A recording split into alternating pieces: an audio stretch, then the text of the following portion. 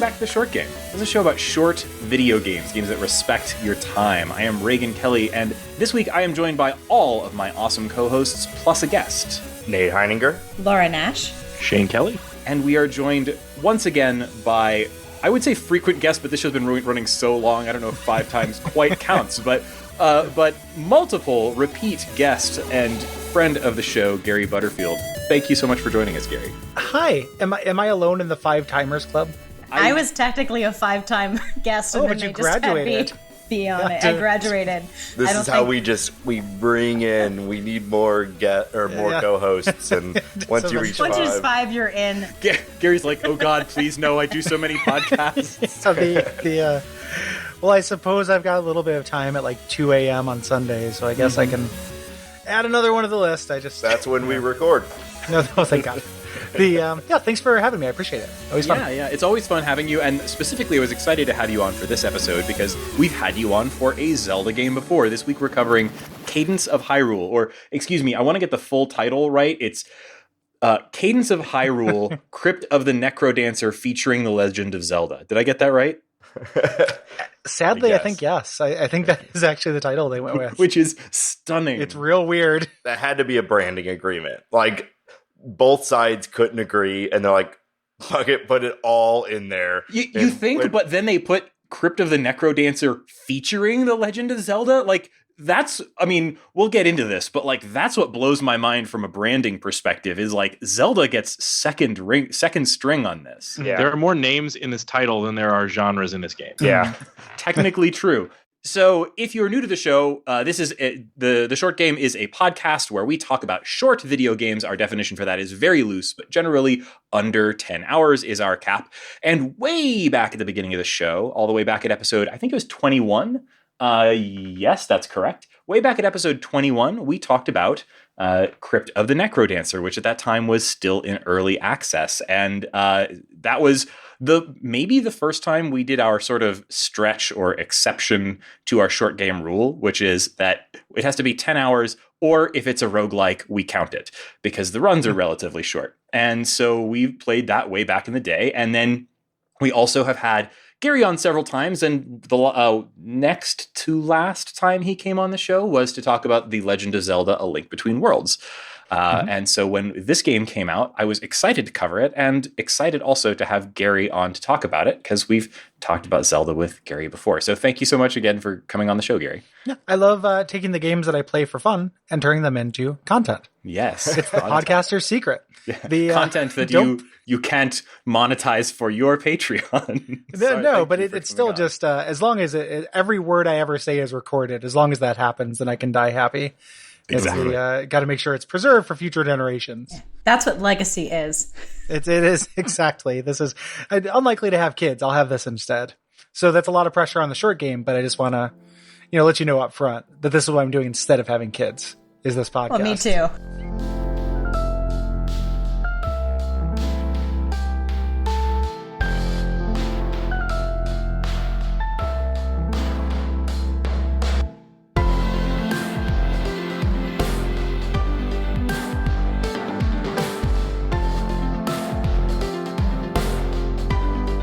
And before we dig too far into this episode, I do have a quick announcement, some sort of, admin for the show, and I want to try and keep this brief. We'll talk a little more about it towards the end of the show if you have questions. But I wanted to announce to any listeners that maybe won't make it to the very end of this episode, we'll see how long it goes, that the Short Game is starting a Patreon. So it's up right now at patreon.com/theshortgame. We included the. And of course you can go to the website and find a link to it from there. I'll have some information at the end of the show and on the Patreon page about why we've chosen now of all times to start a Patreon. Here we are 5 years into the show and we're starting to do this thing. We have modest expectations for this Patreon, but it would make a big difference to us if you would join us at that page and support us. And the main thing that I wanted to let folks know right off the bat here is that if you do support us on Patreon, the number one, reward is perk. The reward is an extremely weird term for this, but the number one perk is that we would be inviting you to join our Discord, which is where we do all of the planning for the show and discuss short games. This is a sort of a book club style podcast, and a lot of that book club type discussion and planning happens in our Discord, and we want to open that up to you. So if you are interested in continuing the conversation of the podcast, please join us on our Discord, at our Patreon, patreon.com/theshortgame.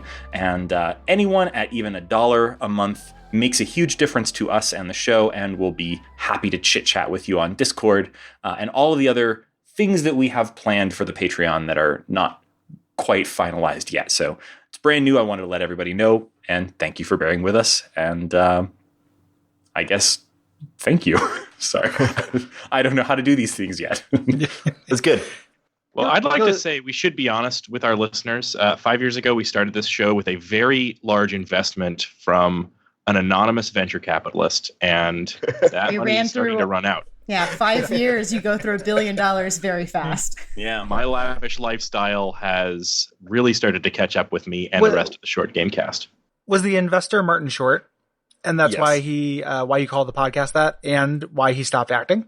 Yes. That is all correct. Anonymous. I'm going to post that on Reddit because our game detectives vindicated.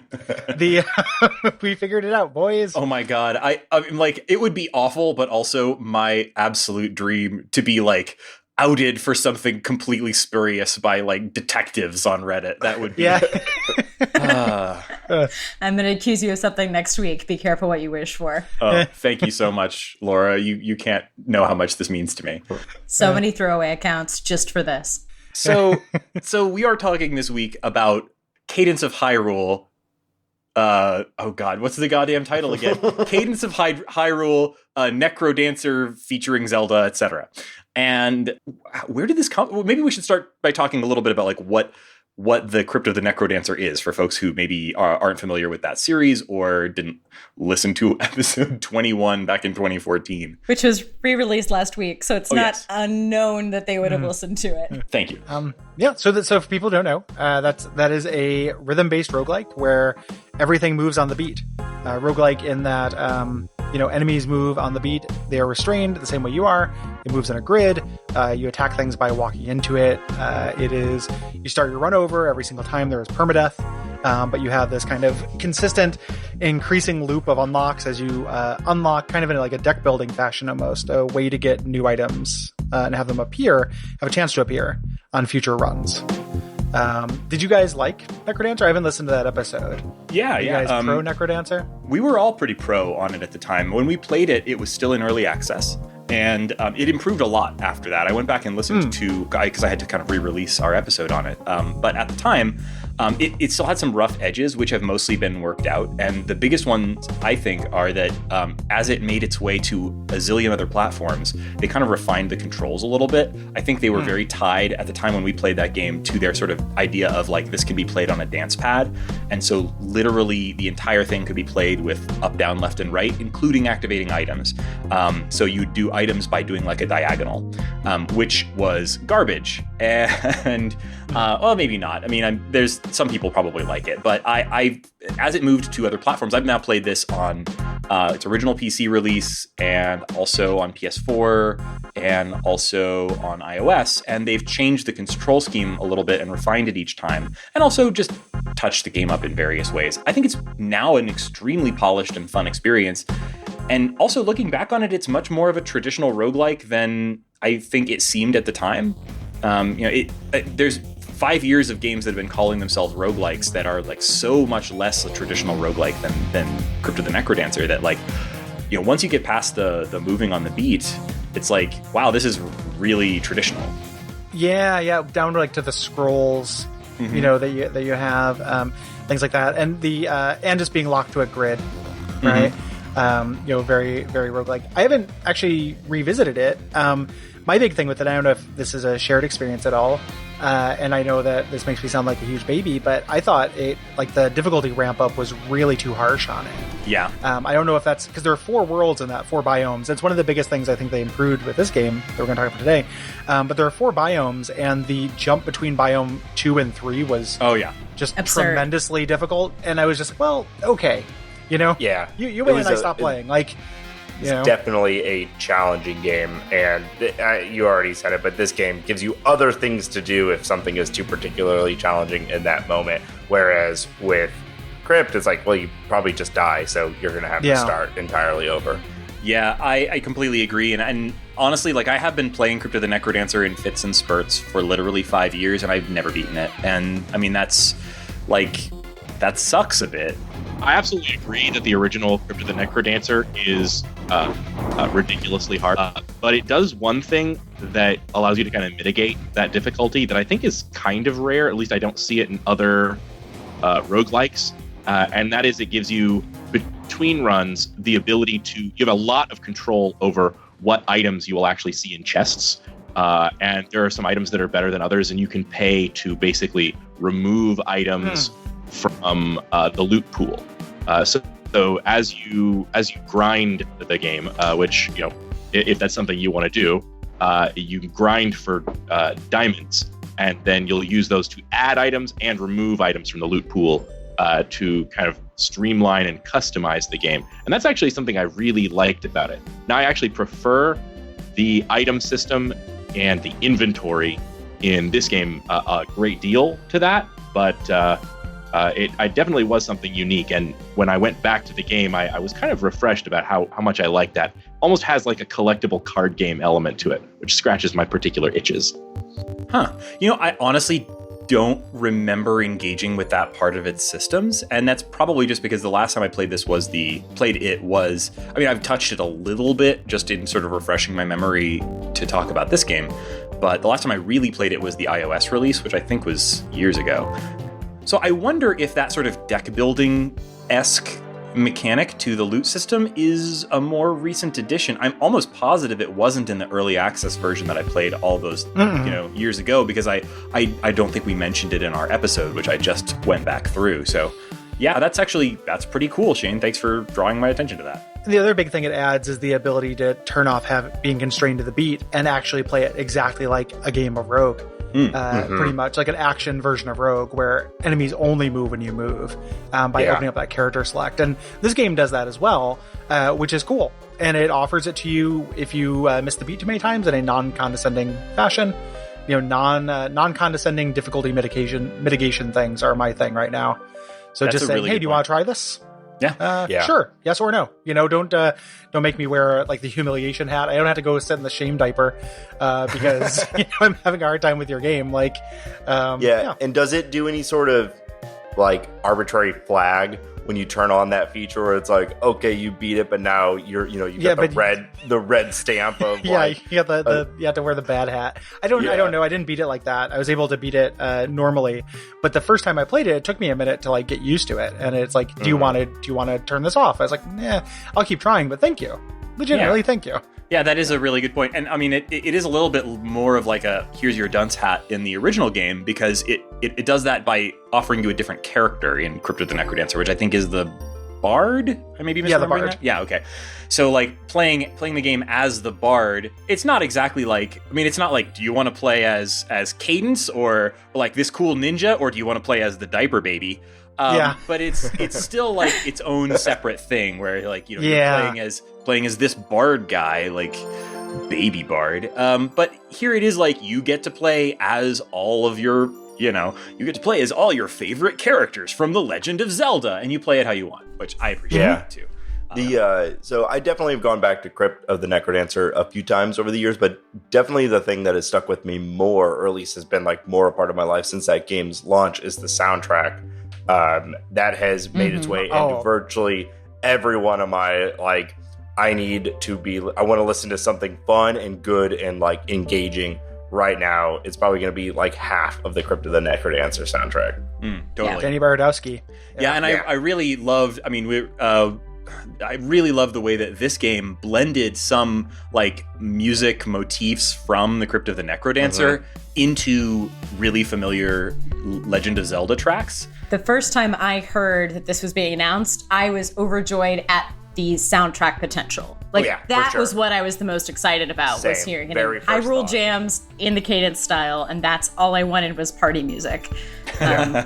And I don't think it disappointed. I don't think it disappointed at all. Yeah, it's a super good soundtrack, and I really loved listening to it. I'm looking for. There's no, as far as I know, official release of the soundtrack, and I'm not sure that's a thing that Nintendo does anymore. Like, I'm sure there's like license issues. Like, I'm sure that like Danny Baranowski can't just like put this out on his SoundCloud because it's Zelda music. He didn't write the music. Yeah, he arranged it. Exactly. So I'm not really sure what the situation is for an official release, but I'm sure there's going to be ways to listen to this soundtrack, and it does rule.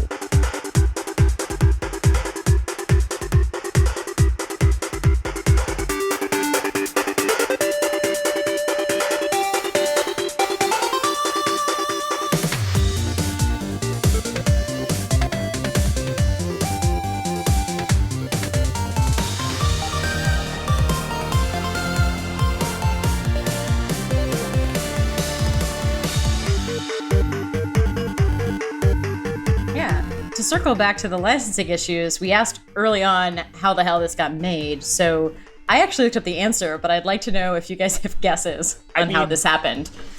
Yes. So obviously, Zelda. I was about to call it Nintendo, not Zelda, the company Zelda.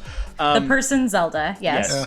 Nintendo has been a little bit freer of late with licensing out their stuff. So I can think of a few examples. The one that struck me as weird, I think, like, there's the like Mario versus Rabbids Kingdom Battle or whatever it was called, that thing where Mario has a gun. Sure. There's the thing where they've got Star Fox sort of guest starring in that Starlink thing. There's like a Toys to Life piece of junk that I never really looked at. Things like, The Legend of Zelda has appeared in the Hyrule Warriors kind of spin-off, which is a like non-Nintendo developed spin-off from The Legend of Zelda with Linkle. So I don't know, it seems like Nintendo has started taking a little bit of a different approach to allowing their, headline IP to be used in Nintendo exclusive but non-Nintendo developed works. But as far as I know, this is the very first time they've done that with an indie developer. I mean, the first Necrodancer game, at least at the beginning, was developed by like one guy. So I would love to have been a fly on the wall of like whatever meeting got this going.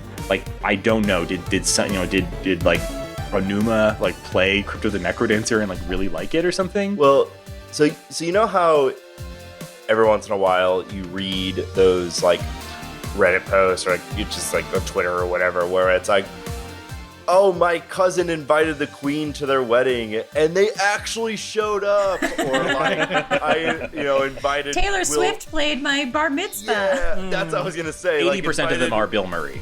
Yeah, right. I invited Will Smith to my bar mitzvah. And Bill Murray came. Right? What the hell? Yeah. So I think that's what happened. I think the Crypt of the Necrodancer people are like, what if we pitch Zelda but Crypt of the Necrodancer? And Nintendo was like, yes. And then all of a sudden, here we are, and it's done. I think that's the only thing that makes sense to me. I like your story, but add about 7 steps that involve lawyers, and there I think we're at it. Laura, you said you'd done some research on this, and I actually tried to look into this and couldn't find anything that was very specific. What did you find about that? So the Brace Yourself Games team were thinking about doing a new Switch game because they want to do something next, and they thought it'd be really cool to start off by having some Zelda characters be in Necrodancer as DLC or just as an extra treat to promote their next Switch game. So they went to Nintendo, and Nintendo was like, oh, we like your game a lot. Why don't you do a game? Apparently, so I'm actually not that wrong. Yeah, the Japan team saw they said the Japan team quote saw content and saw titles that they want to work with, and the interest then turns into a two-way street. So apparently, the Brace Yourself Games team were like, hey, what if we just like put a sprite of Zelda in our game? And Nintendo was like, actually, why don't you make us a game? Apparently it just kept growing way past DLC and into a full game because they really wanted to do something tiny with Nintendo, started the partnership, and the team, I guess, looked into the game and was like, oh no, this is rad. Please make a Zelda game. Yeah. Well, I think it definitely is emblematic of what Nintendo has been moving towards with the Switch and everything anyway. It's like a full embrace of indie games, right? Like everyone now is trying to develop indie games for the Switch, and Nintendo is definitely on board for that. So it does make sense for now Nintendo to actually be, licensing and making their own indie games to be a part of the thing that they're clearly trying to embrace and to expand on their platform. They're being very careful in interviews not to call themselves a Zelda indie game. I find this really delightful. The phrase they're using is, it is one of the first developers to use Zelda content. They're so carefully not saying that they've made a Zelda game themselves. Wow. But still, yeah. I mean, there's 23 people from what I could count on the website, and that is insane that they made the game. So regardless of what they call it, it's still kind of awesome that this pretty impressive. Yeah, it is. Yeah, that's got to be the fewest amount of people involved in a Zelda game, right? I don't know. If you go back to those very early Nintendo games, sounds like they were really shoestring at the very start. It's like, yeah, that's a good point. Miyamoto and his 3 friends or something. So yeah, one of the most interesting things about this game is how did it get made? But it's also really interesting in and of itself, like the structure and what it draws from the different series that it's kind of a mix-up of. So like, obviously this game gets a lot of its combat from the Crypt of the Necrodancer series, but a lot of its sort of vibe, appearance, and all of that from especially Link to the Past, but like all of the Zelda series. Let's talk a little bit about like how this game actually plays minute to minute or beat to beat, so to speak. Like there's kind of like a grand thesis of this that I have thinking about this game, like after I beat it, is that like, while I think that this game is not great or perfect or anything, I think it's kind of firmly in the good category. I think that this blending fixes my biggest problems with Crypt of the Necromancer and a lot of Zelda games, which is real weird. Like in Crypt of the Necrodancer, the kind of lack of persistence, I think, leads to that difficulty, right? Like part of the reason why that has to be so punishing is because they want you to do it over and over again, and it's ultimately very short. This kind of having a traditional, like a short Zelda game quest structure means they don't have to be as persistently punishing with the game. And one of the things that some Zelda games, not all Zelda games, like I love Link Between Worlds, I love Link to the Past as well, but some Zelda games do is I think they're kind of bland in the moment to moment. There's not, like I will get a little frustrated with with Zelda puzzles. Like light all the torches in this room and that's a puzzle. Like there's a lot of tasks in a Zelda game. And in Cadence of Hyrule, you are consistently engaged. Like I don't actually think the puzzles are very good, but by adding that beat and making the combat something that is very tactical and very intentional, they keep you engaged in a way that a lot of Zelda games don't for me. Or do not feel quite like deep enough, I guess. If that makes sense. I 100% agree about the sort of engagement. Like the thing that I sometimes have a trouble with some Zelda games. Oh, sorry to cut you off. The biggest thing is it shuts up. Oh. Which Zelda games don't do anymore. Now they're all, like Twilight Princess is the big offender for that and Skyward Sword, but like modern Zelda games constantly shoving lore down your face. This game is very sparse with its words, and I think that's great. Not to mention literally telling you to stop playing and go for a walk.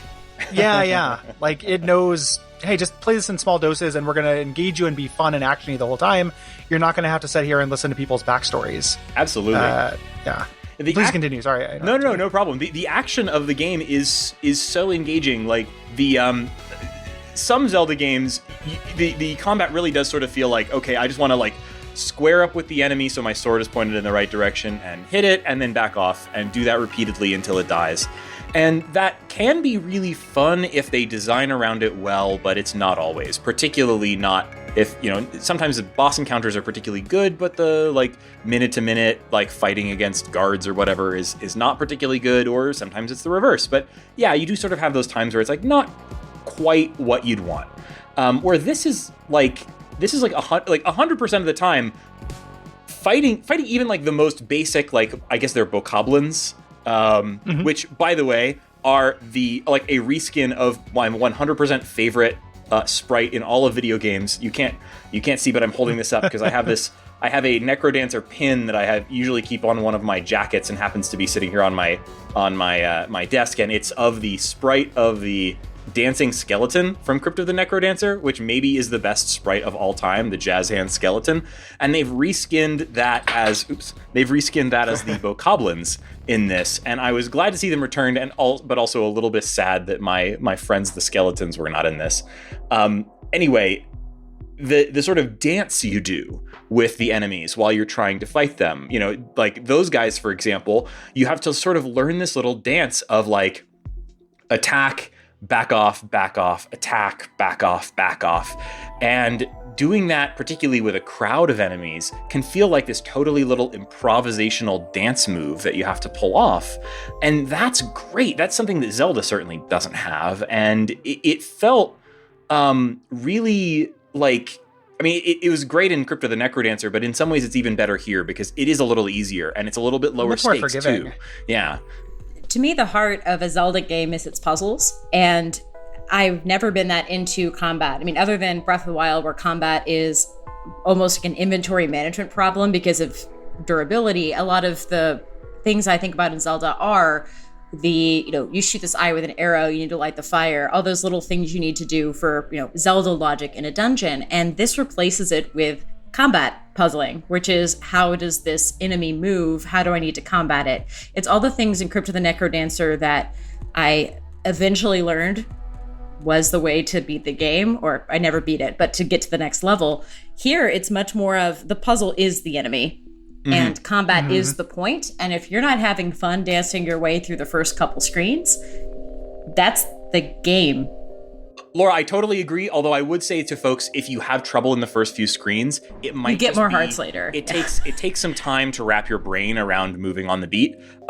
Even as somebody who played Necrodancer, it took me easily well past the tutorial level to sort of get it in my hands again, if that makes sense. It took a while to get over that initial hump. I also think this game has the standard sort of Zelda curve where the beginning of the game is very challenging, and then by the middle part of the game, at least in my personal experience, I at that point had so many hearts that it became very forgiving, and I died more in the first hour than I think I did the entire rest of the game. Yeah. I was also thinking too, one of the things that was very satisfying about this game is sort of the release feeling of completing, killing all of the guys in a grid. So not only is the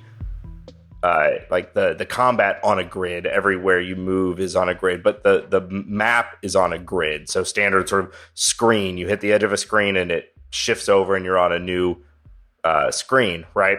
And so anytime you're in combat, if it's getting too rough, you can always just run to the edge and leave. So you might be entering a new combat zone, but at least you're safe from the things that were chasing you right there.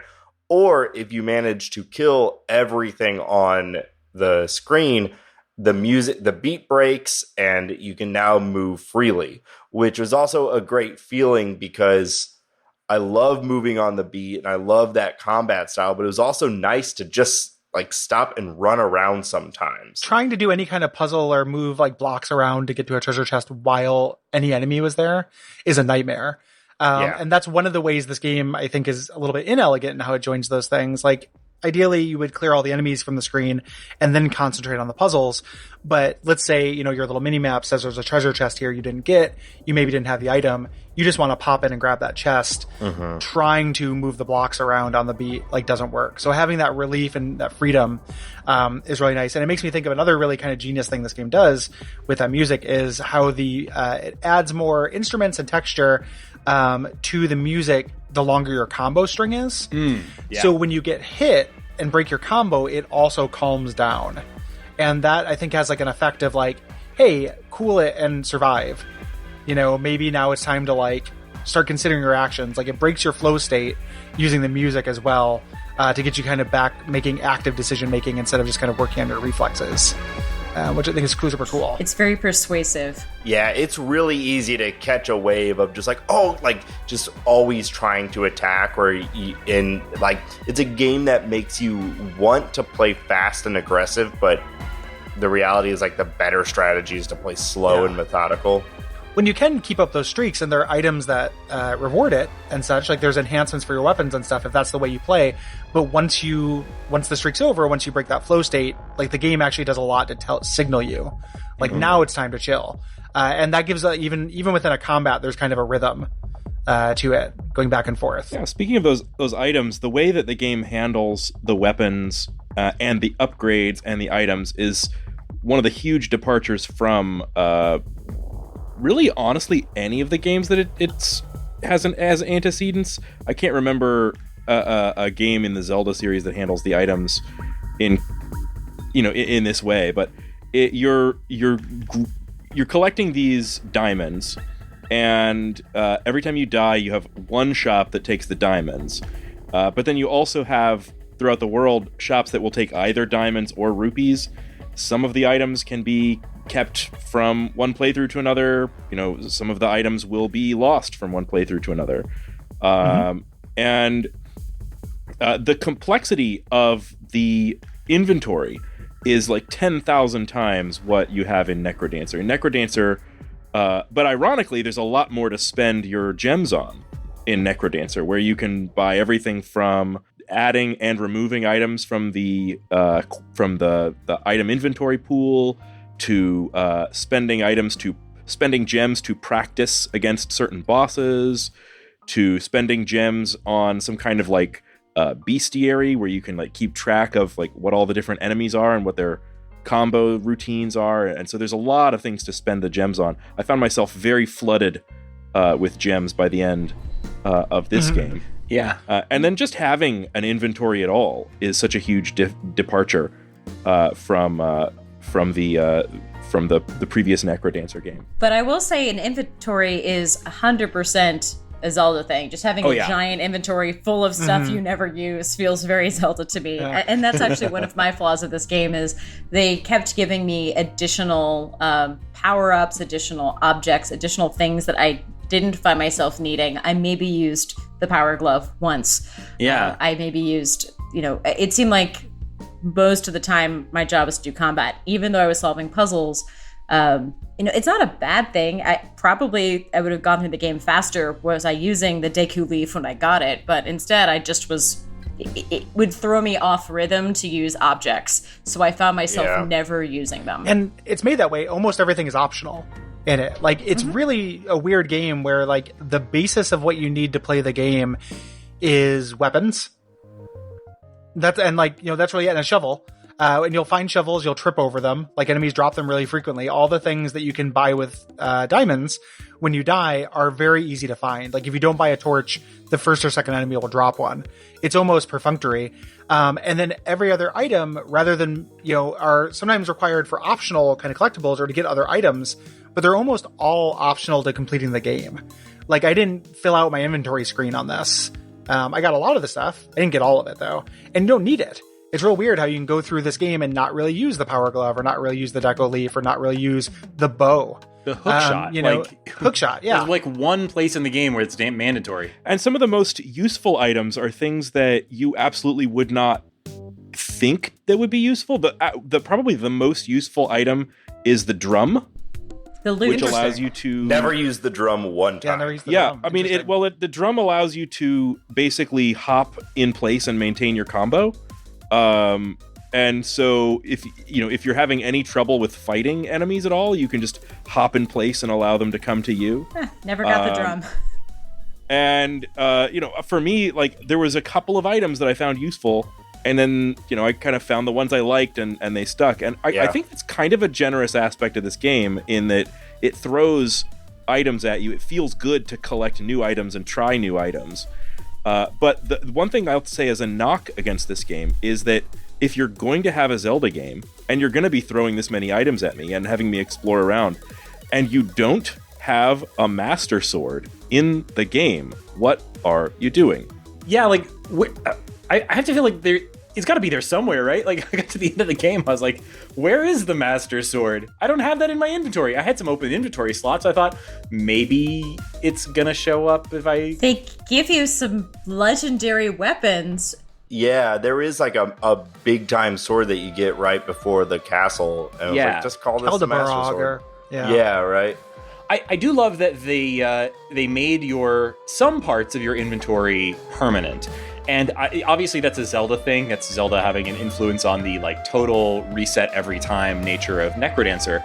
But like the thing that frustrated me the most about Crypt of the Necrodancer was that I was good with some weapons and I was bad with others. And I couldn't just pick like, okay, I'm just gonna use the spear all the time in Crypt of the Necrodancer. I just had to hope that I could find a decent spear in the first floor or two. And if I didn't, I was screwed. Because it was the only weapon I could really effectively use. Because I'm sure the real answer is like put some real time in and get good with the base weapon or whatever. But I couldn't. But I could with the spear. Here, once you get one of those key weapons, it's just in your inventory for keeps. And then you can apply certain upgrades to it that are also permanent. And so once I got the spear, like I don't think I switched away from it even once. And I applied a couple of upgrades to it. And actually, you can't apply 2 upgrades to it. You can pick, but you can have like versions of the spear you switch through. So I had a couple of different versions of the spear, and I stuck with that almost the entire game because it was what felt natural to me. Yeah. Once I found the Hylian mace, which can attack at a diagonal 3 squares away and has knockback, I was like, oh, no, this game got easy. Awesome. I was so thinking about the items. So there's a like side puzzle that I couldn't figure out in the castle, and I wanted to look online to see if there was anybody who had posted any like hints or walkthroughs or anything to like give me some guidance on it. And I couldn't find anything for that puzzle, but I stumbled on another video for a really simple puzzle that you do right at the beginning of Hyrule Castle. And one of the things that sort of blew me away is this video was like 3 minutes, and the total puzzle takes about 15 seconds. And whoever made the video had figured out a way to solve this puzzle with almost every single item that was available in the game. And it really highlighted to me that like, oh, I solved it in like 5 seconds using the hook shot and like the downward bounce, where if you go across a tile and you're above a creature, you'll like DuckTales, drop sword on it and you'll bounce to the next tile. It was super logical to me. That's how I'd been playing the game. I made it across the gaps, did the hook shot, and it was done. But this person had made a video using virtually every item on how to solve it. And it sort of highlighted to me that they'd clearly, all of these items are optional, and it seems like there's a lot, almost every puzzle utilizes those items in the way that you want to. So I had never even considered the fact that you could use any of these other items for this puzzle. And I imagine that a lot of the game was developed that way. Well, a huge part of this game that we haven't talked about it yet is that the map itself is procedurally generated. So where everything is, where the tiles are placed, it's very much like other 2D Zeldas where you see one grid square at a time and then it goes to another. But the layout of the tiles is completely random. And it's funny, it was less weird to me because my husband's been watching a lot of Link to the Past Randomizer, which is randomizing all the items and randomizing tiles. So it's not, not knowing what a chest contains is 100% what I was used to seeing in Zelda at this point, which is very counterintuitive. But it's a case what where... What is Link to the Past Randomizer? They put they race, multiple people race, and they randomize where all the items are. And kind of placement of things. So things will still be in almost the same geography, but you don't know when you're going to get an item. So you might have to go into one, get the shoes, then go somewhere else. Like, it's because all of the speedrunners, which the speedrunners have gotten too good. They've run out of things to do, so they make these like. I watched the I love the games done quick. We've talked a lot about it on the show. the like Ocarina of Time bingo that they do, where it doesn't even matter anymore that you're trying to beat the game. It's like you got to get 3 bottles, 75 Deku nuts, and it's just like random stuff. It's interesting. Sorry, what you've unlocked something for me. Thinking about this in terms of Link Between Worlds, they both do something really interesting with the Zelda formula in different ways. So, like, the Zelda formula is based on very gated progression a lot of the time, at least the classic Zelda formula. Like Link to the Past, there's a couple dungeons you can do out of order, but for the most part, you go through a dungeon, you get an item that allows you to get through that dungeon, and then often that allows you to get to the next dungeon. Not always, but sometimes it does, right? So like there's a couple of them you can swap, but a lot of times it has that. Link Between Worlds said you get all the items at once. So some dungeons are going to be restricted.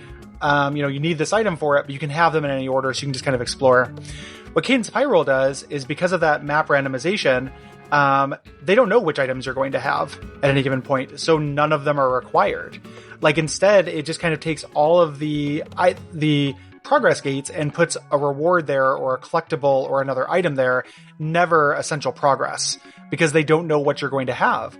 And that extends not only just to what you find around the map, but also your rewards for beating bosses. You get those, I can choose the hook shot or the flame wand. And the first time that happened, the first time I beat a boss and got a choice of what to pick up, I just grabbed one on accident thinking I would get all of them. And I was like, oh dang, like, okay, I've got this now. So just like really interesting kind of approaches to the prescriptive kind of lock and key item design that it's not just Zelda, but like, Metroid does it as well, but it's like a video game thing, right? I mean, even the cases where the game assumes that I am picking up the object next to me and going in, like, oh, you need to go wake up this dude, he'll give you an item to get to the dungeon. I was wearing a pair of shoes that let me walk across the gap. So I just beat the dungeon, and then I came back and they kept telling me, well, to beat the dungeon, the temple next to you, you probably should go get this item. So I already beat that. I did exactly the same thing. That guy slept forever in my world. Yeah. He'll never wake up. He never woke up. Yeah, he's closed casket.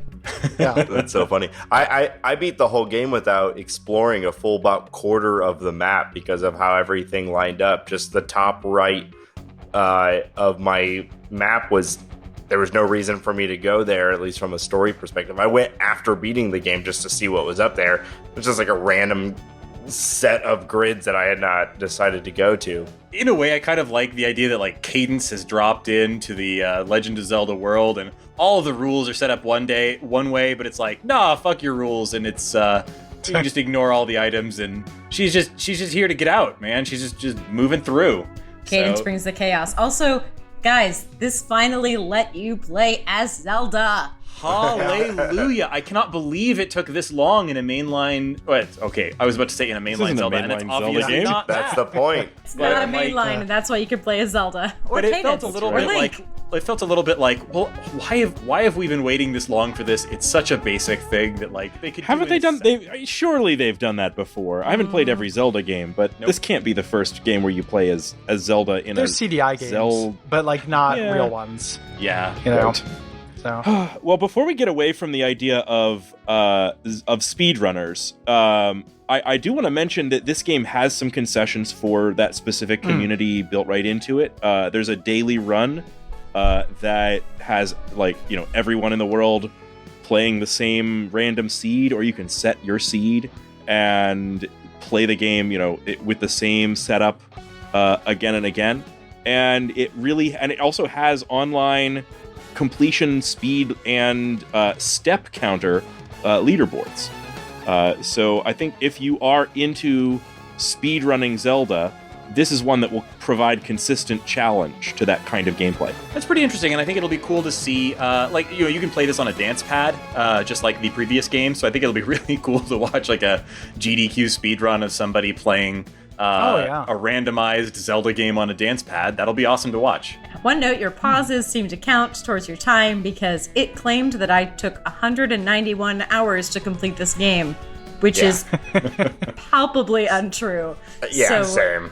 Just if you're using in-game time, I would keep your own timer if you're trying to train on this, or just don't ever pause the game because it seems to break something. Yeah, that feels like a bug. Maybe that'll get fixed. Yeah, hopefully. So, like, as much as it is really finally phenomenal that you can play as Zelda, there's a weird little bit of an elegance to this that I don't think is a big deal. But near the end of the game, like, there are very minor differences between Link and Zelda. Later, you get unlock Cadence, very minor differences in the way of unique weapons and a couple of unique abilities. But later on in the game, in the final dungeon, there's this weird spot where it says, like, oh, you can finally switch characters. You can jump on these little things to switch characters, and it is presented as kind of a puzzle-solving element, and it is not. You know, it's just kind of categorically not. I've never got to a situation where I needed Cadence, but I only had access to Link, so I had to switch. You know, you keep the same inventory, other than those unique weapons. I mean, some things will hit you if you're Link versus Zelda, but that's about fireballs, which is also really weird. Like, it feels like at the end of this, they needed to... Like, the end of this game, I think, is where it gets the least kind of elegant. Like, it's not a disaster, but there are a lot of things that felt like it didn't really match the kind of game they had made, and my ability, the pace of play that I had did not match what I was being asked to do. It didn't become too hard. I just kind of kept taking damage, and the reason that was fine was because I had this huge stockpile of hearts. It wasn't like, you know, I could be more skilled. I just was more durable. So I don't know about you all, but I had played the majority of the game as one character. So during this final dungeon where it's requiring you to switch, I would mostly only switch when it was like literally like this door can only be opened by Zelda or Cadence or whatever, and then I would just find the next opportunity to switch back to the character that I had spent the majority of the game playing as, because that's what I was most comfortable as. Mm-hmm. So it definitely wasn't like what I think they wanted, which was like, oh, this like you're everyone, and it's like this team fight where you're all coming together to defeat the boss at the end. It was more like, oh, okay, I have to go now and be this character for a moment to hit this switch, and I'm going to do everything I can to get back to the other character. Yeah. I think there's a lot of issues with the sort of final act of the game, the Hyrule Castle sort of portion. It didn't wreck anything for me, because that actually went by fairly fast, just like the rest of the game. The whole game had a pretty fast pace. You know, I think I completed the entire game in under 7 hours. Probably like 4 sittings for me. Yeah. Which is like kind of absurdly short for a Zelda game. I mean, not all Zelda games are all that long, but like I've never played one this short. But it was pretty short, and it was also, I thought, a pretty easy experience. I feel like this game is a little too easy for its own good, and that is probably the number one thing I've seen people like saying about it in terms of criticism online. It does not make the game not fun.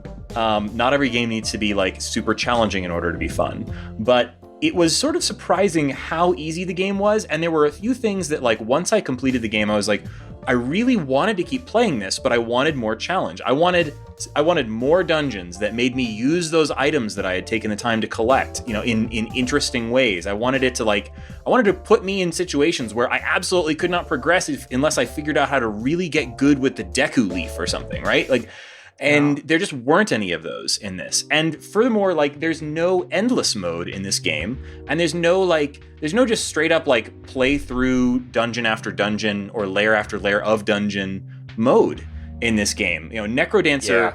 Yeah. That's why, like, and after playing this, I went back and played some Necrodancer because I was like, I want more of this. I don't really want to do the story again. I think the biggest opportunity is in the temples, because they're, you know, it's a standard like 2 wings and then the boss, right? And then, but each wing was, if you did it right, was like 2 or 3 minutes, you know. And I wish that there was more interesting challenge. Maybe there's items inserted into it that forces you to use them, just like what you're saying. Something to make it where the temples had more weight to them, because I feel like I spent more time in the overworld just sort of like getting around, exploring, you know, trying to get those chests or whatever. Spent more time in that than I did actually solving the temples. And I think that if they had just made the temples deeper and more complicated, then I feel like the game would have been the right type of challenge. Well, they would have had to been bespoke, right? So, like, the temples are Necrodancer levels. Like, they are little random Necrodancer levels, but without the task of a Necrodancer level. Like, in a Necrodancer level, you are very incentivized to go to the shop, because you need weapons and you need permanent upgrades. And here, the shops give you maybe a torch that acts a little bit differently or a shovel that acts a little bit differently. What you have likely works. So you're kind of less incentivized to hunt out the shop.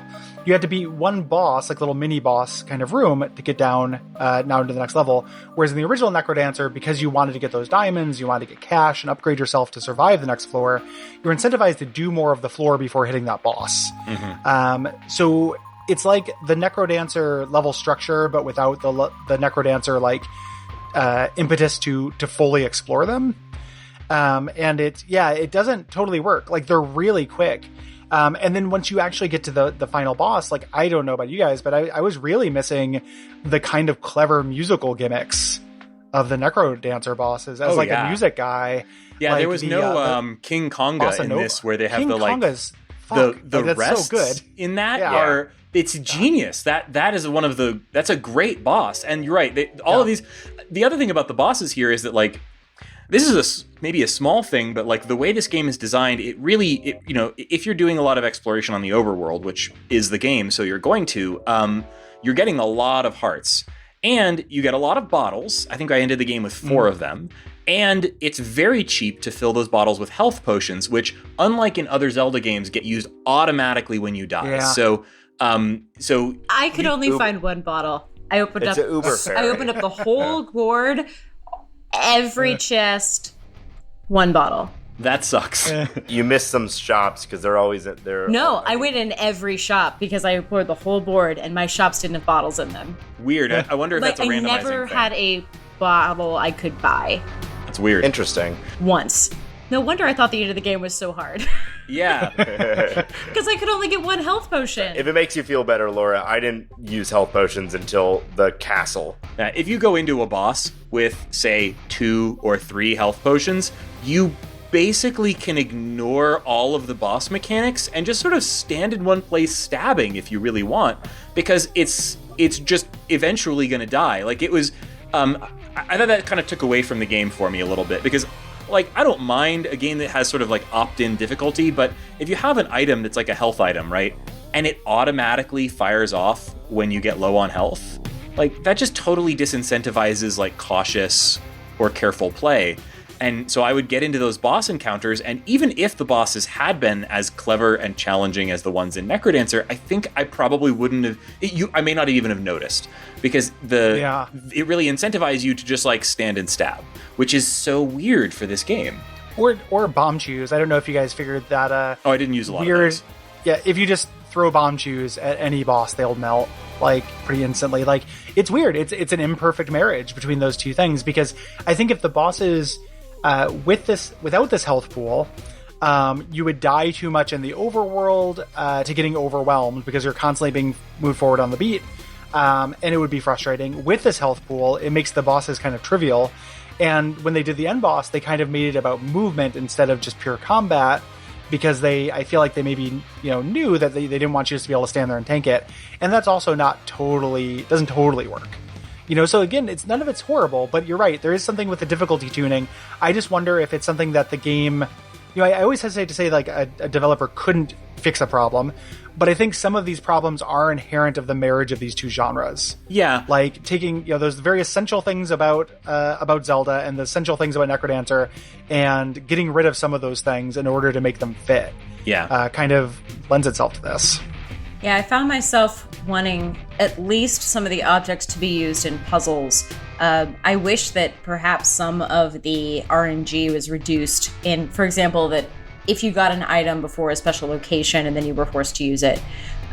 Because I found myself wanting not just more puzzle elements, but it seemed like they were reduced to my least favorite puzzle parts of Zelda, which are like moving block puzzles, because those are the only ones that didn't require any special tools.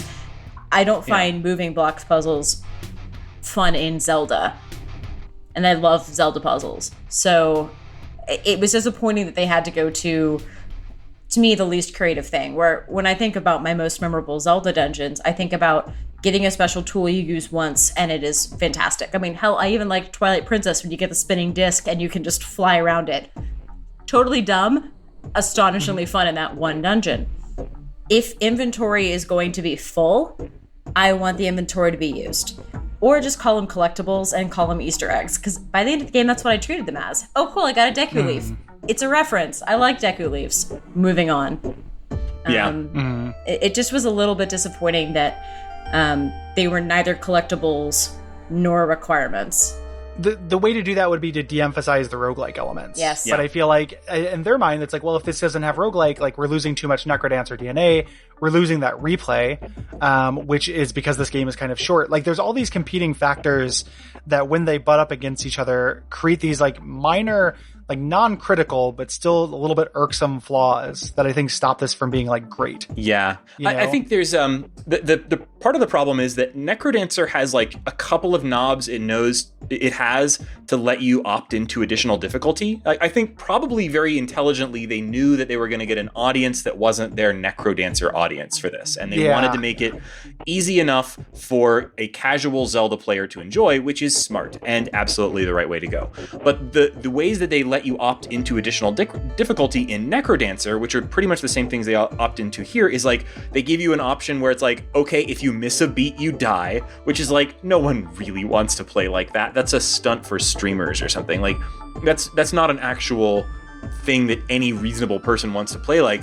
And then also this game lets you opt into additional difficulty by letting you there's the daily mode where if you die once, you that's what I'm Iron Man. Man. Yeah, the sort of Iron Man mode where you sort of reset the whole game when you die. So it's still letting you use like health items and things like that. But if you are not cautious and you die, you have to start over from scratch, which is another roguelike thing. And neither of those feels compatible with the way that I would want to play this game. I got to the end of this game and I was like, I want a harder version of this, but neither of those harder versions feel like what I want, if that makes sense. I actually got to the end of this game, and in the final dungeon, there's that kind of long period where you're hitting, more levels than you've hit in any previous dungeon, and then it spits you out back pretty much where you started, except it's, I guess, the future. Classic Zelda moment. I guess it's the future now. Yeah. Did you expect there to be another set of dungeons that were like the dark versions of it? I did, and I was really disappointed that there weren't. I totally did. But even more so, I thought, because that area allows you to kind of loop your way through that same set of levels, if you want to. Like, you can loop your way through that same set of floors, and they re-randomize, which is kind of cool. But I thought, oh, well, if I just go back in there, I can play the endless mode that I, up until this point, assumed that this game would give me at some point, but it did not. So yeah, I think this game has some room for updates. The original Necrodancer was a really consistently updated game over a period of many years. They were still adding features to this. If it was an early access game, so there was that whole length of time where they were consistently updating it with response from their community. And then even for years after its official release, there were new things cropping up in the original Necrodancer game. And I would be surprised if they don't do at least some of that here, and I'd be overjoyed if it addressed some of this by giving you a little bit of ways to play this game in a way that's harder, maybe adding something like the endless mode that Shane was expecting. I would love to see that stuff make its way into this game. As it is, I don't think this lands the difficulty, and that's probably my number one complaint about the game. I had a lovely fun time playing, even through the final dungeons that have some issues. I had a lovely fun time playing through this game, enjoying the music, enjoying the sort of danciness of the combat, but I did get to the end of it and think, oh, wait, was that it? It's slight. And I mean, this is the short game. I don't usually say that about games that I complete shortly. If you have 4 health potion bottles, the game is probably a lot easier. Yeah, Laura is sitting here like, what are all of you talking about? This game was so challenging.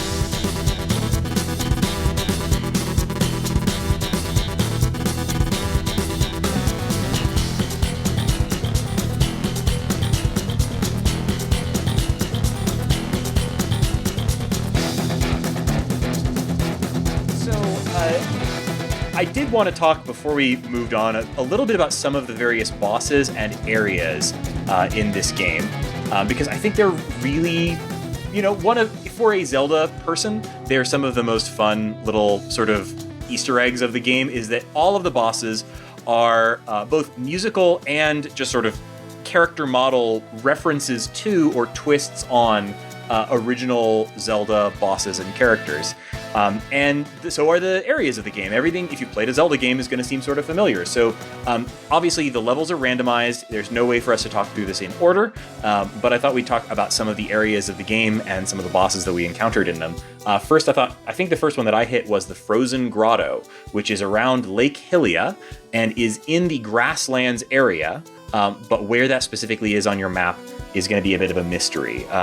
So the Frozen Grotto features one of the cutest bosses of the game, and it is the Wizrobo. Not a robot Wizrobe, but instead an oboe Wizrobe. I loved this thing. I don't think that it's like the way that the boss performed was particularly surprising, but it's got a great sprite, and I love that it's a Wizrobe that is also an oboe. Were you folk disappointed that it didn't feature Paco Bell's Ganon? Like at any point? I thought that. I honestly thought of that joke too. Like Ganon and D, like something like that. Oh god. Yeah.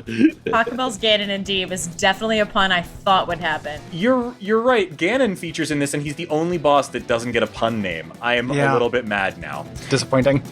So yes, Wizrobos are in the Frozen Grotto. I think the next one that I hit was the Lost Swamp, which is in the Lost Woods area. By the way, the Lost Woods was my favorite area in this game because the dudes would respawn very quickly, and you would get very large payouts of diamonds for doing practically nothing. So by the time I got to the Lost Woods, I never needed diamonds again. It was basically my diamond farm, was the Lost Woods. Yeah, there were those places where the, what are those guys called? The red guys, the bokoblins, I think. They just respawned endlessly, and you could go in and out of the same tile and basically stand in one place and kill them and get 2 to 3 diamonds each time, and it only took a couple of seconds, well, maybe a little longer than that, but yeah, by the time I got to that section of the game, never needed diamonds again, which felt a little broken, but I was also happy to be able to buy all the spears I needed. Yeah, the Lost Swamp has the... Has Tingle, that's very important. Oh god. Tingle. Thank God he's in this game. I don't know what I would have done. No, the boss of that area is the Gomarakas. What is this guy based on? I'm actually not sure what the original... I guess he's a Goma? Yeah, that makes sense. Yeah. Well, very cute sprite. Love the maracas. But I was kind of hoping for like the Donkey Konga, or not Donkey Konga, what was the guy called? The King Konga.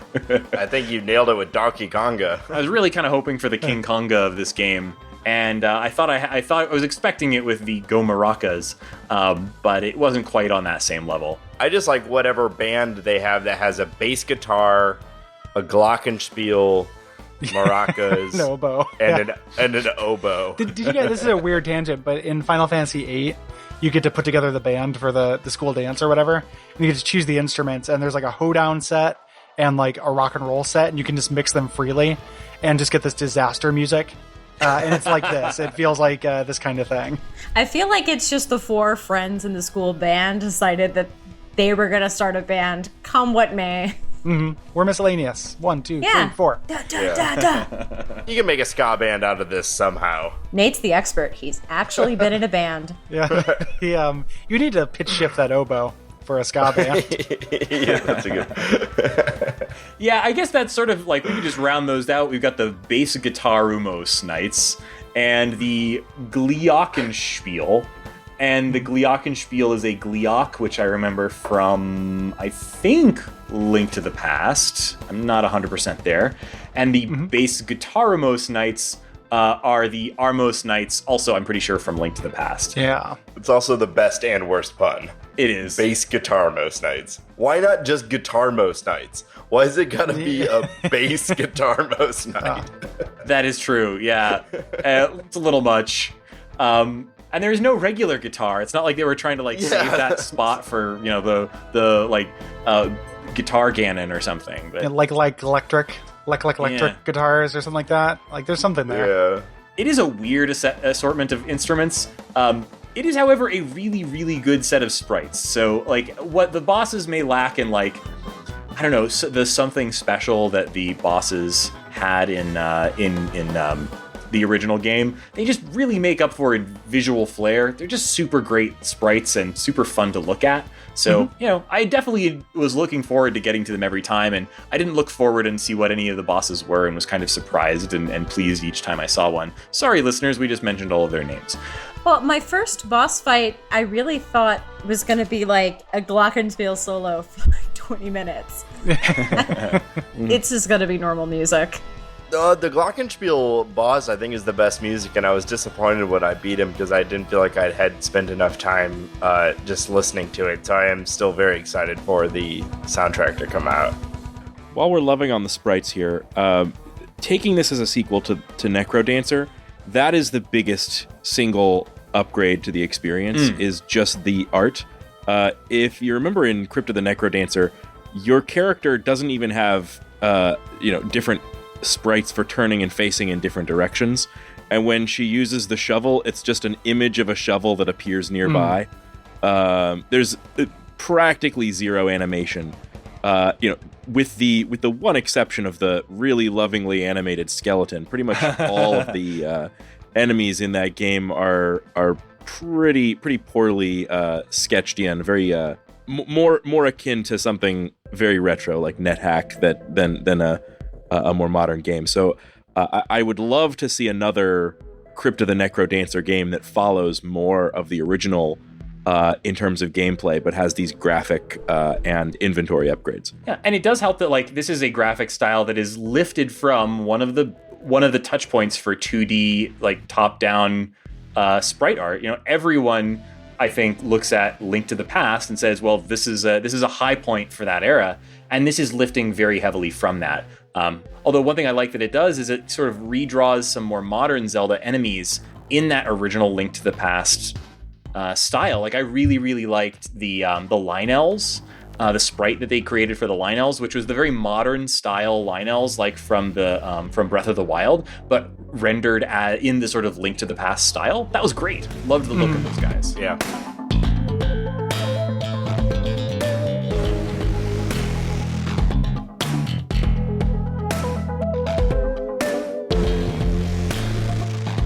So overall, I know we've had some gripes with some of the elements of this game, but I don't want that to deter folks from giving this a try. It is such a sort of breezy, fun experience that while there's, I think, some missed opportunities, I think that's the problems with this game for me mostly fall under the sort of missed opportunities camp and not with the like showstoppers or things that made me, curse at the game or what have you. So it really is a really charming experience that I would absolutely recommend people give a try. And I mean, also, I think a really perfect game for the Switch. I didn't mention this earlier because I didn't think of it, but now I'm going to, so apologies if this is a bit of a sidetrack. With games like Necrodancer and this, the Switch is a really perfect platform for them because of predictable audio latency. I have a problem with games like this on my personal setup in my living room because I have a soundbar that in every way rocks except that it has about a quarter of a second of audio latency.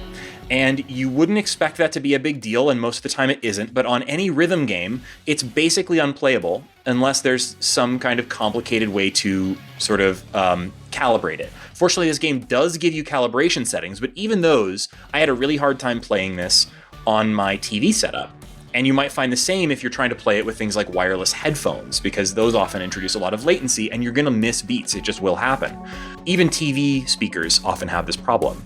But with this game, because it's the Switch, you can pick it up off of a dock, and the Switch knows exactly how much audio latency it has because its speakers are built in. And it knows exactly how much video latency it has because its screen is built in. And so it just plays exactly the way that you expect it to. There's no worrying about your fussy setup, which I loved because I actually specifically remember having a lot of trouble with the early versions of Crypt of the Necrodancer because I couldn't figure out how to get it to properly sync up with my display and the general like variable lag of my etc. So boring tech stuff, but I want to say that like this is the kind of game that is so much better to play in handheld mode than it is to play on a TV. And so it was really nice to have that option on a game like this. Sorry, that was a bit of a sidetrack, but what I was trying to get at there was that I think this is a really worthwhile game to pick up and try, and I think it's a great game for the Switch. So if you are on the fence about it, yes, it's a fairly easy experience. Yes, it's fairly short. For me, mostly that's a positive.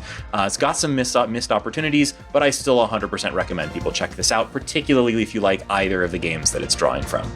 Yeah, especially in short doses. Like, I played this a lot in transport, and on the Switch, with headphones in, it will make a bus ride fly by. Mm-hmm. And think about whether you want to like encourage this kind of thing or not.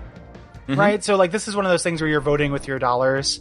Like it's not a cheap game for the Link. Yeah. $25 I think is the standard price. Right? And I hate factoring in money per hour. Like I think that's a silly way to look at games. I don't do it. At the same time, like it's not cheap. At the same time though, I want not only do I want these guys to be able to do a sequel to this or take on another Nintendo overlay, right? Like I would love Cadence of Mushroom Kingdom or something like that. Oh man, like, I think that'd be really cool. Be something. Not only do I want that, but I also want Nintendo to feel like, hey, we can be a little less stingy with this stuff.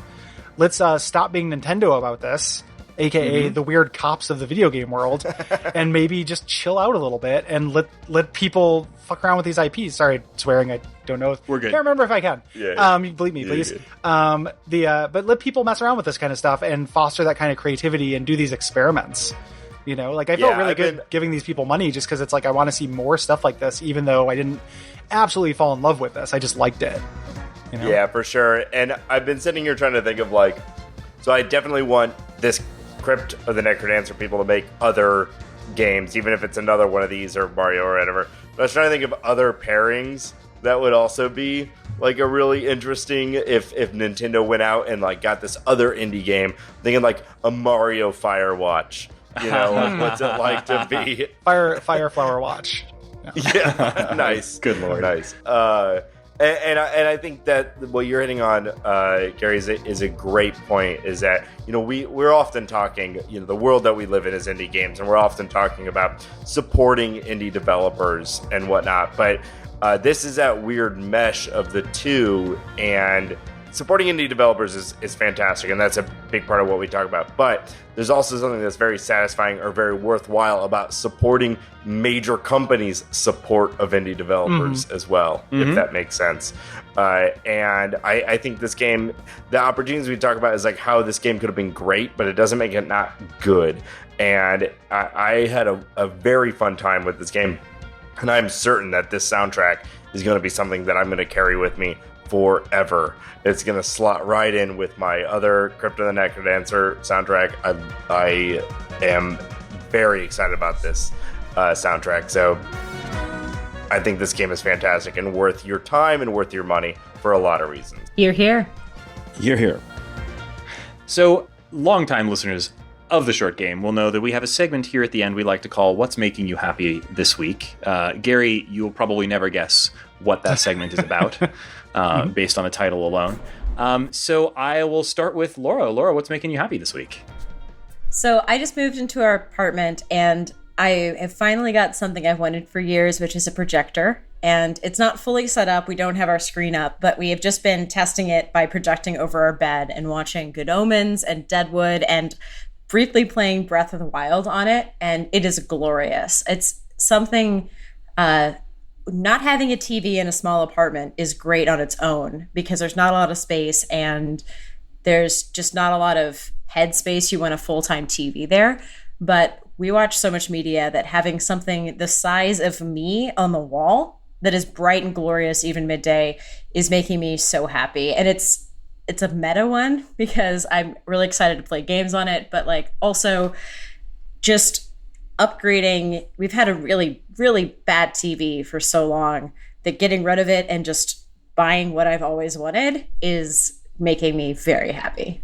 That's super cool. Congratulations on your new apartment, by the way, Laura. And for listeners, Laura has just completed her move to New York City. So, hit her up with your suggestions about cool stuff to do in the Big Apple. Yeah, we need friends. I mean, that would be creepy if you just email me out of the blue. But if you have meetups or things that are in the gaming community, I'm definitely looking for stuff to attend. Awesome. Yeah. What's making me happy this week is a bit gaming related. I bought Bloodstained, or I pre-ordered Bloodstained, but like an idiot, I pre-ordered it on the Switch, right? So that showed up, and I mean, I know that, like, don't pre-order anything. I know, and also it was part of the discourse. Like, I should have known, but I kind of was like, oh, it's just a frame rate thing, right? Like, I can live with 30 FPS or whatever, no big deal. I'm just gonna be playing this on my Switch. That's where I want to play it. But the discourse got to me, and eventually I was like, oh, maybe I just need to wait for these developers to put some love on the Switch version and improve it a little bit. So I decided... I don't understand. What is the issue with Bloodstained? Well, I mean, it's mostly performance related, but also like really big downgrades to the texture quality. So it's like 30 FPS instead of 60. I mean, it's all the kind of thing that people complain about. The kind of thing that I don't often worry about, particularly for something I'm probably going to be playing mostly handheld, but, they're going to update it. Maybe we'll just wait for the updates to happen because I'm not playing it for the show or on a timetable or anything, right? But I thought, well, while I'm waiting, I've never actually played Symphony of the Night. I've played bits of it. Yeah, I know, right? But so that's what's making me happy this week is that I've got a copy of Symphony of the Night. I'm playing it on my PlayStation on a CRT, which is a nice experience, let me tell you. And it's so good. I mean, I've played some of the later ones, the handheld Castlevanias that were also part of that sort of lineage, but I've never played this one. And I guess relevant to this show, I think the thing that was most surprising to me about it, I was aware there was a quote unquote like second castle or like the inverted castle or whatever. But I'd been playing for about 5 hours when I hit credits on this game. And I was like, what the hell? Like, I thought this game was much longer than that. Well, of course it is. There's the whole second castle. But like, if I hadn't known that, like if I'd been playing this in 1997 or whenever it came out, I would have been like, wow, that was the shortest game I've ever played. Hey, if you're looking for a short game, and you don't mind pretending that the back half of the game doesn't exist, Castlevania Symphony of the Night absolutely fits in this show's wheelhouse and could absolutely be considered a short game. Now I'm into the second castle portion of it, and I'm also getting my ass kicked by every weird knight in there, but it's a really good game, guys. I mean, I know this is like late to the party and extremely obvious, but that's making me happy is to finally go back and really give that game a try. That's awesome. What's making me happy this week, I actually kind of owe to you, Gary. Aw. You got the basket I sent. Yes, Gary, thank you. The fruit was delicious. No, in this case, so I happened to sign up for a certain zine. Gary has made this zine called Gary. What's the name of the zine? So I have to disclaim that it's on hiatus at the very least now. Just yes. Lest everyone rush I should also have said to give it to me. But you guys missed out. I made a zine that called, short game bump. You got to look out sometimes. Cassette Goblin. Cassette Goblin. Yes, Cassette Goblin is awesome. The thing that's truly making me happy is that Cassette Goblin turned me on to one of the worst movies that I love. Bad movies, and this is one of the worst ones that I didn't know that I would love. And it's Silent Night, Deadly Night 5. That's so good. It's a great movie. Oh my God, Gary, this movie is so incredible. Yeah, it just is the perfect. So this is a movie where it's this kid is staying up on Christmas Eve, and a doorbell rings, and there's a Christmas present, and he opens it, and it kills his dad because it's a horrible, evil Santa in a box. And the movie just goes on the kind of almost horribly standard rails of like the Killer Toys horror movie franchise. But what makes this the perfect bad movie to me is that it's the perfect mix of gory and sleazy. And it just has it all. Gary, I'd love to give you a chance to give your opinion on the movie here on the podcast. But yeah, uncommonly horny. Silent Night 5. What's the Thanksgiving? Oh, Thanksgiving. That one's also a lot. Very horny movie. That's very bad. That's horror movies for you. They do that. It's part of the genre. I think Silent Night, Deadly Night 5 specifically is just pretty unpredictable.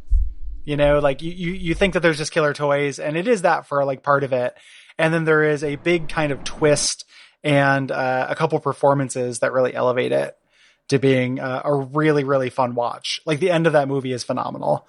It is absolutely really good. it really is an incredible ending, and it somehow simultaneously managed to like super over telegraph its twist by leaps and bounds and still surprise me with it. Yeah, and they go a little so further wonderful. than you might think, which I yes, I love.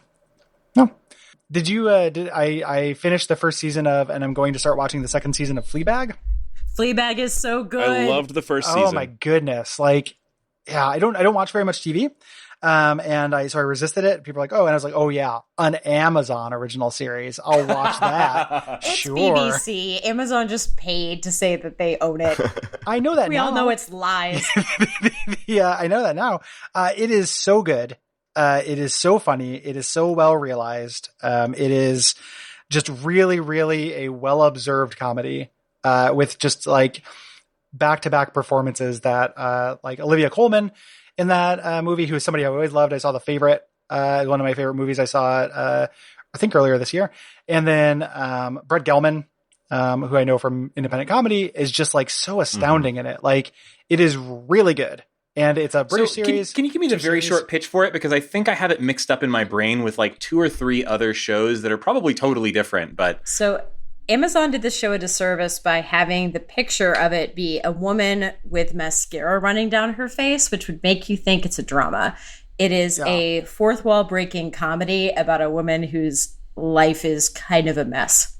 A dark comedy. Dark comedy. Like an extremely dark comedy that is like tons of pathos. But yeah, it's basically a character. It's more sex than murder. There's no murder. Yeah, tons of sex and a treatment of sex that I really love that is both like really real feeling and also not titillating or egregious or anything. You know, it is not trying to. It's the anti-Silent Night, Deadly Night 5. It's not trying to get you aroused. It is just this very realistic portrayal of how it fits into this person's life. And I love it. I can't wait to start season 2. And I love that it's a British series, so like it's 2 movies. You know, the short game. What about the short TV show? You know, people are like, hey, you got to watch this show. And I'm like, well, that's 50 hours of my time. How about you go to hell? You can watch all of Fleabag in less time than it takes you to watch the Infinity Wars 2 movies. Yep. Yeah. All it is so, it's so doable. All it is 2 eminently seasons. watchable.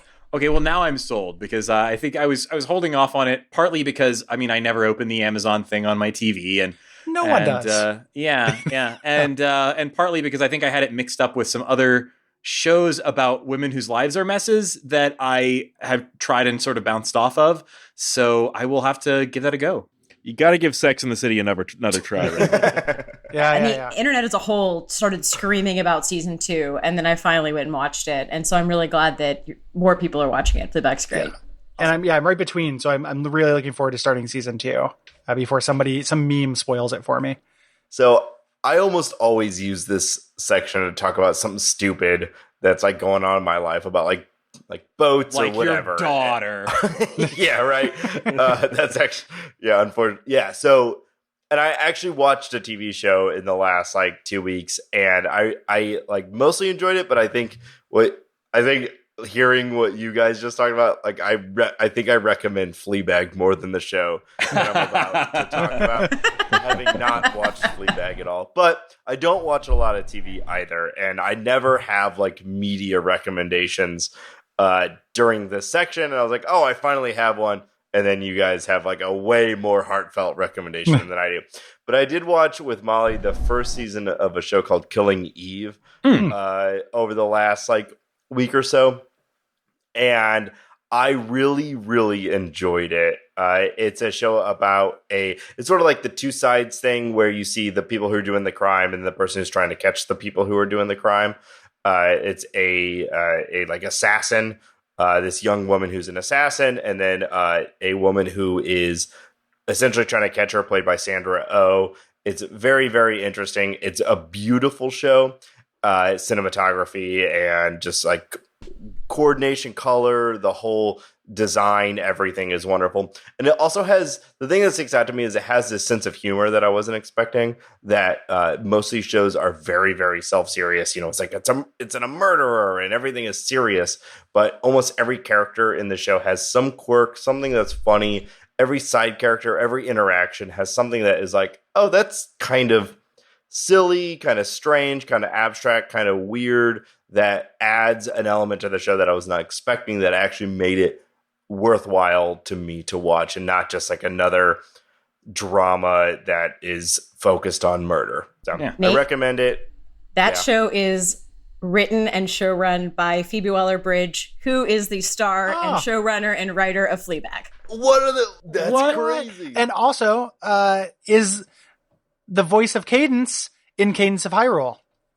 So it all connects. Yeah, it all connects. connects. Crazy. No, This is the Phoebe Waller-Bridge memorial. okay. She's not dead. She's not dead. I had no idea. That is LOL, got him. that is. So headshot. Laura, I saw it. So this whole time I was talking, I could see Laura just I was like, waiting I can't wait. to jump in, and I had no idea what it was going to be. That is bonkers to me. So I recommend the show. Just getting ready at some point to start the second season. It's not like my favorite show I've watched, but it's definitely worthwhile and a really interesting take on the like good guy, bad guy, both sides sort of thing. Yeah, that show really does rule. I guess we'll be starting our like spin-off, like Phoebe Waller-Briggs, did I get the name right? Fan cast here as our first Patreon goal. So that'll be a thing. But yes. All right. So thank you, Gary, so much for joining us on the show. I always really enjoy having you on. If folks listening to this want to check out other episodes where Gary has come on, he's been a fairly frequent guest on the show. We talked with him about Legend of Zelda, Link Between Worlds. The last time you were on was West of Loathing, which was a absolutely great episode and fun game. We talked with you about The Walking Dead. The Walking Dead. Yep. And we've even had an interview with you when we were still trying to figure out what the show was all about. I was like, maybe we just interview people I like. And we did an episode where you just came on and talked about how you produce your own podcasts, which was, I thought, a great talk. And folks can go back and check that out in the feed if they're so inclined and don't mind our terrible microphones back then. Thanks. And if folks haven't checked out all of the stuff that you do, I imagine there's a large overlap between our two, listenerships. But if folks haven't checked out the stuff that you do, where can they find you online? At duckfeed.tv, where we do entirely too many shows. There are a lot of them. Something for everyone. So check that out. The flagship one is Watch Out for Fireballs. That is a much longer. This is about short games and tends to be reasonable length episodes. And then that show is like, 4.5 hours. Whatever. They're very long. We're in that model of things. And if people haven't heard of it, don't listen to that network or anything, or if they do listen to it and they want to check it out, we're throwing our first festival. Yeah, I'm so excited. I'm so sorry I can't make it, but I'm excited for you guys. It's across country. I totally get it. Duck Fest, right? Duck Fest. Yeah. First annual. So it is going to be a total blast. I think that's in Portland, Oregon on August 31st. And duckfeed.tv/duckfest is where you get ticket information. That is so exciting. I don't know how to properly set this up, but I want to tell folks that like one of my favorite podcasts ever is Abject Suffering, but it's also so strange that it's hard to introduce people to. So I wondered if you could give folks a very brief pitch for it, whatever you would pitch folks, because I love that show so much, but every time I've tried to recommend it to somebody, they've been baffled and confused. It is a comedy podcast that uses a different bad game every episode as like a prompt. So that's basically how I think about it. Like we talk about the game. Sometimes some games are more interesting than others, but generally we just kind of follow our id and see kind of what happens. So there's lots of just jokes. And it's got a running mythology now. We're getting weirder and insular as the network continues, and like we start feeling secure, so we don't have to like treat things like somebody might be new to it. So there's lots of like running jokes and such. This is why I have a hard time recommending it to people, Gary. It's very weird now. I recently re-listened to one because I never listened to my own shows, but somebody brought something up and made me think about it. I think a good kind of fun place to start, or a good first episode is about 6 months ago, we did an episode on the Willow games. I love Willow. That is a good one. Yeah. And that is a fun episode of that show. So I can confirm at least one of them is fun. I was going to recommend originally, I think it was a premium only episode, but I think it's on the regular feed now. The one on 50 Cent Blood in the Sand. Oh yeah. We put that out as a regular one, and that's really fun. Cause that game is wild. Yeah. And also good. And when a game is actually good and has a reputation for being bad, those tend to be fun episodes because like, Yeah, it's, on the face of it, it's about 50 Cent killing, I don't know, like hundreds and hundreds and hundreds of terrorists to get back his crystal encrusted skull that he got as payment for a concert. We all know the story of 50 Cent. Okay? Oh, totally. Yeah. Like autobiographical. But also it's a really fun game. So that's a great episode. And we released that to the public to try to promote our Patreon. Like we had a bunch of premium episodes and you can get them all at a certain level on our Patreon. Get the back episodes. Yep. So. And speaking of Patreon, I'll do a very brief plug here. I'm still a little inexperienced at plugging Patreons, but I wanted to let you all know that, obviously we've started a Patreon. You can go to the www.theshortgame.net to find a link there, but you can also go to patreon.com/theshortgame. We are really wanting to expand the types of games that we can cover. We don't need a whole lot of money to do that. The Short Game has been a labor of love for all of us for 5 years. We're hoping for a little bit of support from our community, basically just to expand the types of games that we can cover and make the show more timely and more useful to everyone who listens. So we really hoping for your support. Please do take the time to go to www.theshortgame.net or patreon.com/theshortgame. And $1 a month is absolutely fine. If you can spring $5 a month, that'll absolutely make our day. And we really hope to hear from you on our Discord, which is going to be where we're going to be conversing with our patrons and planning future episodes, doing polls, talking in more depth about the games as we're playing them rather than saving all of our thoughts for the episode. So please join us there, and we can't wait to talk to you on the Discord if you decide to back our Patreon. Thank you so much. And so I am Raygan Kelly. You can find me on the internet at Raygan K. That's RAYGANK on Twitter, or you can find our show at www.theshortgame.net, where you'll find a contact form. Great way to let us know the short games that you are playing or that you see upcoming that you think we ought to be covering. You can also, of course, find our show on Twitter at _shortgame. Laura, where can people find you? You can find me on Twitter at Laura J. Nash. And Shane, where can people find you? Also on Twitter at 8BitShane. And Nate, where can people find you? On Twitter at NateSTL. But also, I want to do one of my favorite things. We're launching the Patreon, which is awesome. Really excited to build that community and get to talk to some of you on Discord. But we've been saying for a long time, another way to support us is just a nice review on iTunes. And anytime someone does that, I like to give them a shout out. So I'm going to give a shout out to Quote Rock, who called us the nicest bunch and said a whole lot of other very nice things. And Quote Rock, you're the nicest person. So thank you for taking the time to say very, very nice things about us. We really appreciate anyone who takes even a moment to interact with us via Twitter, iTunes review, or possibly joining the new Patreon. All of that is fantastic. So thank you, Quote Rock, and thank you anyone who does any of those things. Thank you so much. And thank you for listening to this episode of The Short Game.